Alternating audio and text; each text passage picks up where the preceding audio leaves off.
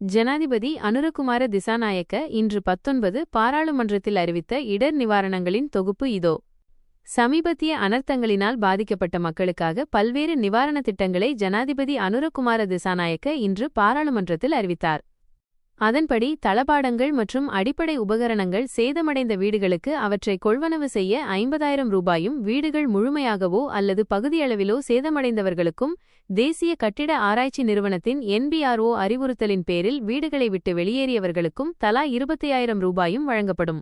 விவசாயத் துறையைப் பொறுத்தவரை நெல், சோளம், நிலக்கடலை உள்ளிட்ட தானிய பயிர்களுக்கு ஹெக்டேயர் ஒன்றுக்கு 1.5 இலட்சம் ரூபாயும், மிளகாய், வெங்காயம், பப்பாளி, வாழை போன்ற பயிர்களுக்கு ஹெக்டேயர் ஒன்றுக்கு 2 இலட்சம் ரூபாயும் வழங்கப்பட உள்ளது. ஏற்றுமதி பயிர்களான மிளகு ஒரு கொடிக்கு 250 ரூபாய், ஏலக்காய் மற்றும் கோப்பி ஆகியவற்றிற்கும் அவற்றின் அடர்த்திக்கு ஏற்ப நட்டஈடு வழங்கப்படும்.